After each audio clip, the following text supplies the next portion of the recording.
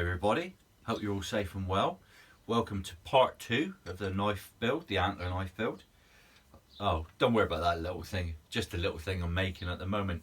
Might show you later if you decide to subscribe. Speaking of which, please subscribe and hit the notification bell. Anyway, part 2. So, because I'm impatient, unfortunately I've already glued the scales to the G10 liner, but I'll show you what I did now. And then we'll move on. Okay, thanks for joining me again. Right, as I've said, I'm impatient and I went on and did this without Eloise doing the video in, so I got told off for that. But basically, I used this epoxy, which is G-Flex epoxy resin. This is called G10. Now this is like a fiberglass liner. And the whole point of using these is, one, you get nice colours with definition between the blade and the scales, but also it's a better bond between the steel and your handle material. This stuff's very good at bonding the steel. Preparation for this is, I rough this up with, say, I don't know, like an 80 grit sandpaper, clean everything off with acetone, and then glue it together and then clamp it where we're at now. The issue I had, obviously the antler's too thick for a handle, because you're gonna have a knife in between there as well. So all I've done is put this on the flat part of the grinder, and you grind the antler down nice and thin, but you've got to try and maintain the shape of both sides, if that makes sense. So anyway, I do that, and then what I do is I pack all the core of the antler, which was pretty hard in all honesty, but I pack it all with resin and then glue it onto the G10. So now this is all one solid piece. So the next stage is to trim back all the G10 to get all this nice and tidy. Make sure the blade's ready, and just drill the holes and get this glued to the blade. So let's move on.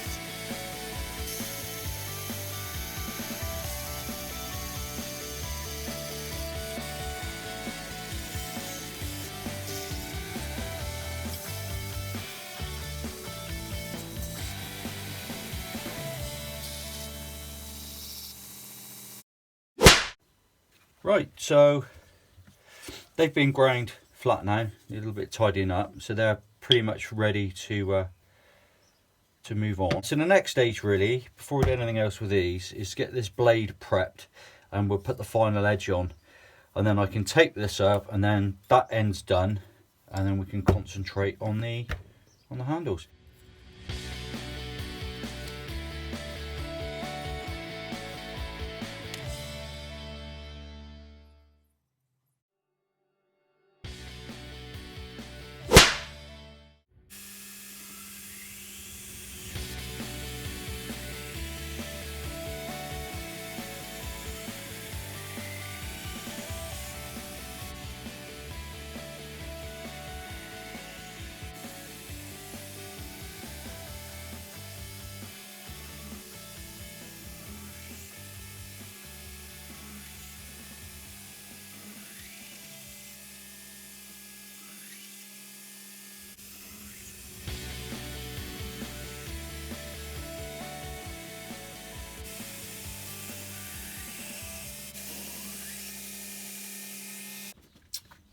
Right everyone, next stage is to etch my little stencil into the blade. As you can see, I've cleaned the blade up. That's done about a 400. I'll give it a final finish in a bit. But now we've got to put the stencil on. So the first thing I always do is go across with a load of acetone to get it squeaky clean. And then I'll put a link to where I get these. These are my little vinyl stencils, and there's a gentleman I buy them from who supplies them by the sheet. You have to cut out the stencils yourself, you know, actually take out the inserts, but it's pretty easy.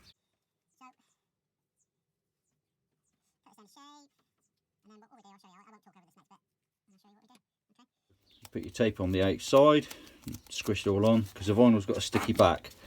So you want it to stick to the tape, but you want it to stick stronger to the steel, if that makes sense. It'll all make sense in a second. Okay, so that's on there now. So now we peel the back of the vinyl off carefully, because if it's not stuck properly, you'll peel it off with it. And there we go. So now we've got the reverse of the stencil, which we then turn around, and then you find your spot where you're going to go it. Now this is Exmoor blade, so I do everything by hand, as you know. So that's on there now. Good rub on there, and then try and peel it off without it taking anything off. Normally this little piece in there it takes off, but it looks like. All I'm going to do is mask up the area, and the reason I do this is you're not using any nasty chemicals. All it is salt water. I know it sounds crazy, but you just need a little cup of salt water, which is there, look. And all I do is saturate that so it won't take any more salt. So just use warm water, keep mixing in salt until it stops saturating. So now this is all masked off, as you can see, so that when we etch this, the only part that's going to be etched is the bits that are shown as steel. All you need to do, you connect, as you see, it's got a normal battery charger. That's all you need. You connect the positive to the blade there, and then with the negative, as you see, I've got a little bud, a little cotton bud. You just saturate it into your salt solution, as like so. And I've got the power off at this stage, there's no power on. And then this just clips to there. Now what you want to do, so you're making contact through the salts, which is what's going to etch the steel. But you don't want to touch the steel from this to this, because you'll get a spark. So now I turn on the power and we go in. So now I'm going a bit closer, and you'll see what happens as I do it. As you'll see, it'll start going dark, and you can see I'm just tapping it in. Tapping it in. You want it to dry out. If it starts sizzling and drying, just, you know, get a new cotton bud or something and do it again. And you don't have to do this for long.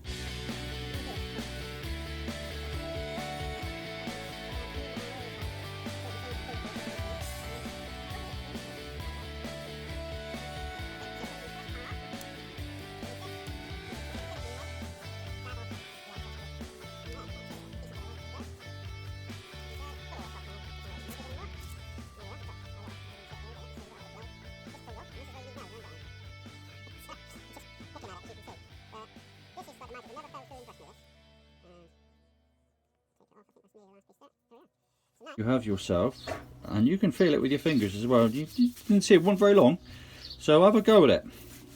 So I'll put the link to the chap that I get these from, and he's a fantastic guy.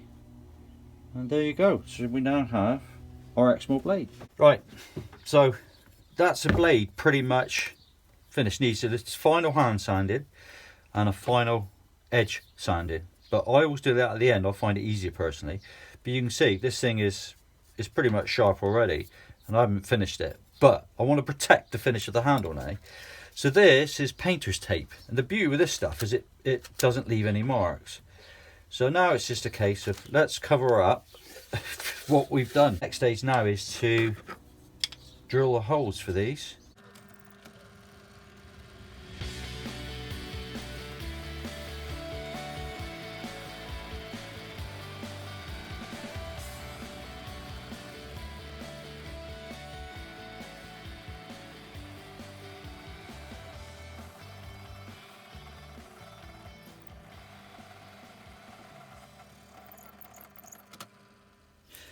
Right, as you can see, I may ignore the pins, but I've drilled the first set of holes in there now. That's all nice. Then it's a case of just putting these together, getting the correct pins and gluing it together. So we'll have a look at that. Now when you're doing this, it's imperative that everything is clean. You can see that these scales I've roughed up with about a 60 grit, and they're nice and flat, which is really important.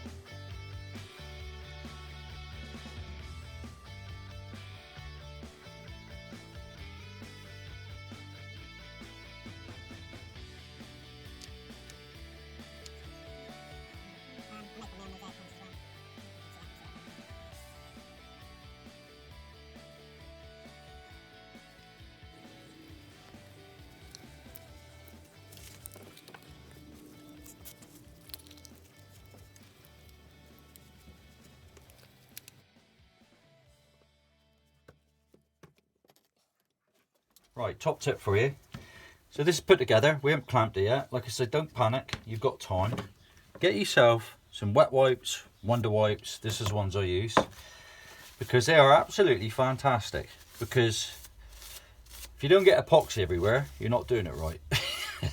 And as you can see, this stuff just takes it off. And the most important part, and this is a shout out to Scott at Wessex Blades, who was the one who told me about this first. If you leave this to set like this epoxy is a nightmare to get off, but just by using a wet wipe like so, you're not affecting the epoxy under the scales. Now it's just a case of clamping it up. When you clamp these up, try to get them even and make sure you get it either end. You know, the whole point is that this should have all been dead straight before you start, so that it's a nice even clamp across the lot. So we'll just clamp it up. So next step will be to grind this one down to shape, finish the handle, put a final edge on the blade, and then make the sheath. See you soon.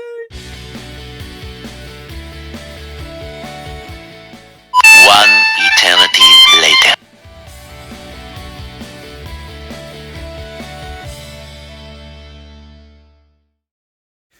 Right everybody, so that's now sanded down to about 2000.